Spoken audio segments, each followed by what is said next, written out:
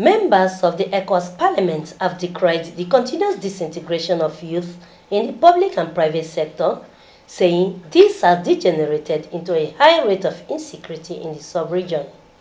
The Gambia member of the parliamentarian, Honorable Baron Kaba, gave the expression shortly after Nigeria, Ghana and Togo's country reports were presented at the ongoing 2022 First Ordinary Session of the ECOWAS Parliament in Abuja.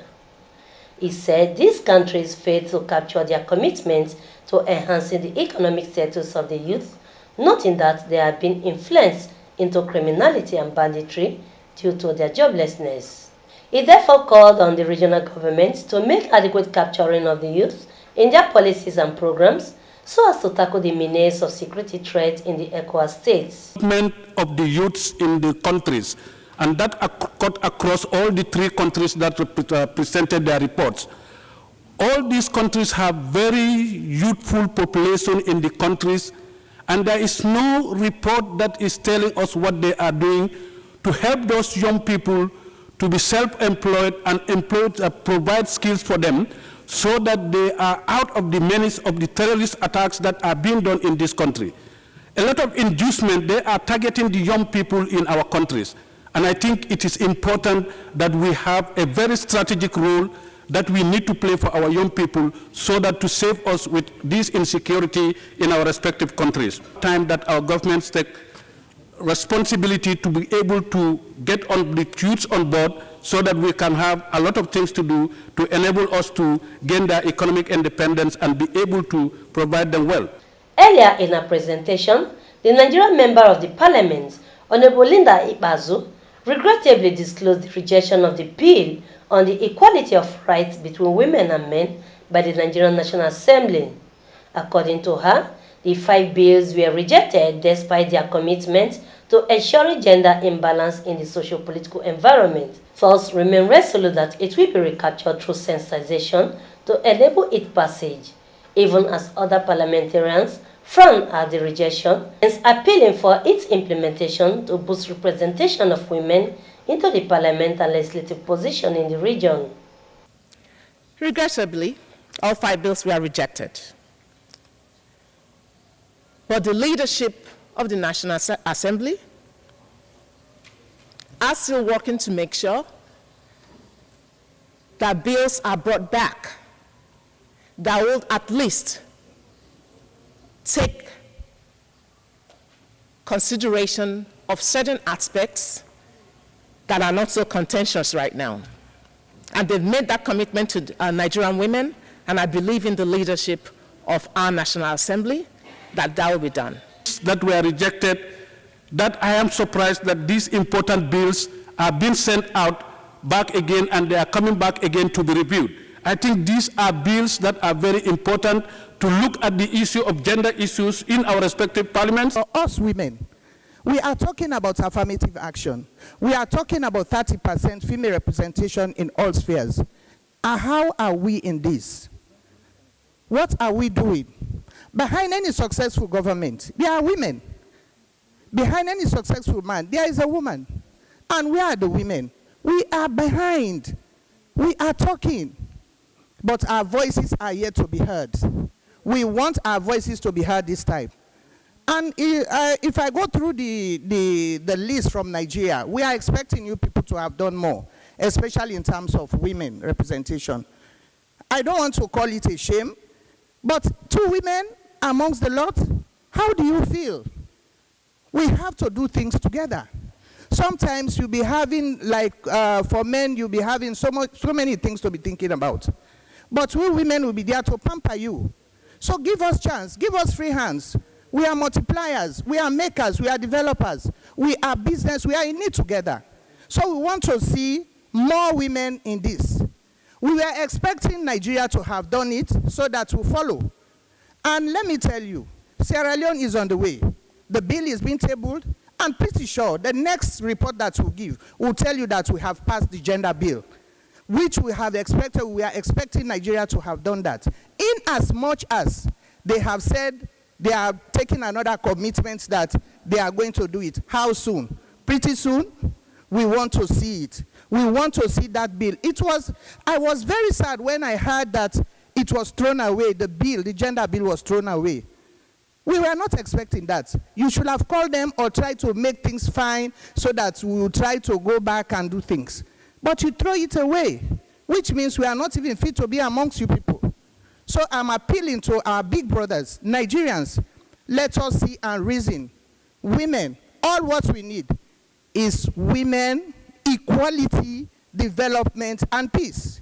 Speaking on the issue of community levy, members of the parliamentarians appealed to countries yet to fulfill their obligations to pay up all their outstanding arrears for the year 2022 in order to enhance development programs in the sub-region. Meanwhile, the Nigerian delegation, through Honorable Linda Ikpeazu, harps on the country's relentless efforts to fulfilling a mandate, noting that a total sum of $74 million were remitted to ECOWAS in 2021. She, however, expressed optimism that the government of Nigeria is working earnestly to clear up its community levy for the interest of the region. Of the payment of the community levy, the areas that were presented to us when we are in Sierra Leone and the subsequent one that was done by the Commissioner for Finance, there's still a lot that Nigeria, as our big brother, need to pay. The $74 million that was paid, how much money do they still owe the Commission as part of the community levy that they need to pay, adding on to the contribution that they need to do for the 2022. And I think that is very important, because community levy is the bedrock of all the development programs that all the institutions of the Commission are taking over to ensure that these projects are implemented in our respective countries. The Togolese have not told us when they'll be paying the country the community levy. For some time now, we know Togo has not been doing very well in that regard. And I want to beg our colleagues to make sure that their community levy come forth to run the ECOWAS Commission, more especially when we need funds to do fuel and other things in the sub-region. Nigeria is expecting the assessment from the Finance Department. And the leader of our delegation has actually gone forward to make sure that once that is done, that the Finance Ministry will make sure that we pay what we owe. At the country report presentation, the Ghanaian leader of the delegation, Honorable Alexander Kwamana, stresses that its government is committed to ensuring the compliance of the ECOWAS protocol on the free movement of goods and persons, adding that part of this effort is to ensure that regional citizens who are willing to establish businesses only need to satisfy their immigration requirement and apply for a resident permit, as ECOWAS citizens with dual nationality no longer need a visa to enter into Ghana. I hereby emphasize in this submission that ECOWAS nationals with dual nationality no longer require visas to enter Ghana.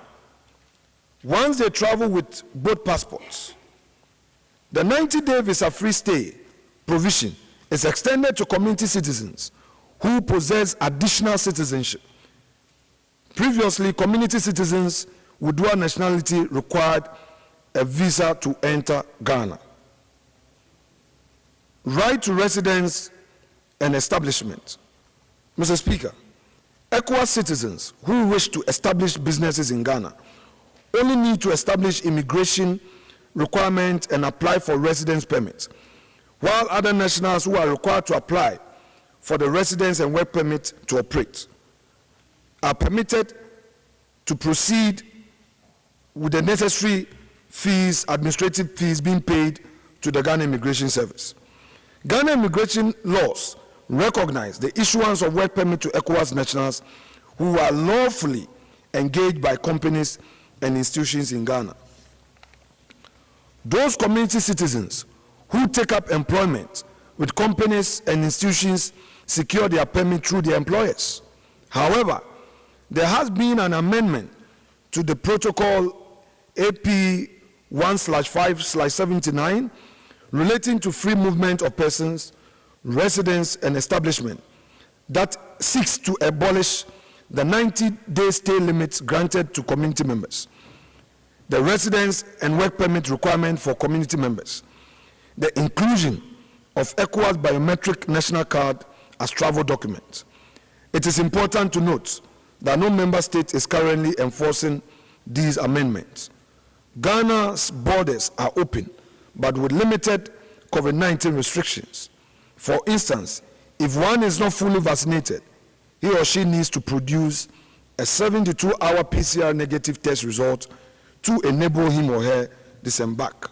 On its part, the Togolese delegation, led by Honorable Ibrahima Memonatu, while decrying the inflation rate that has practically hiked the cost of living of the citizens, stressed that its government has passionately ordered the exemption of taxes by market operators for the period of 3 months, as well as set a limit to the price of local and imported products, even as they are also exempted from the value-added tax.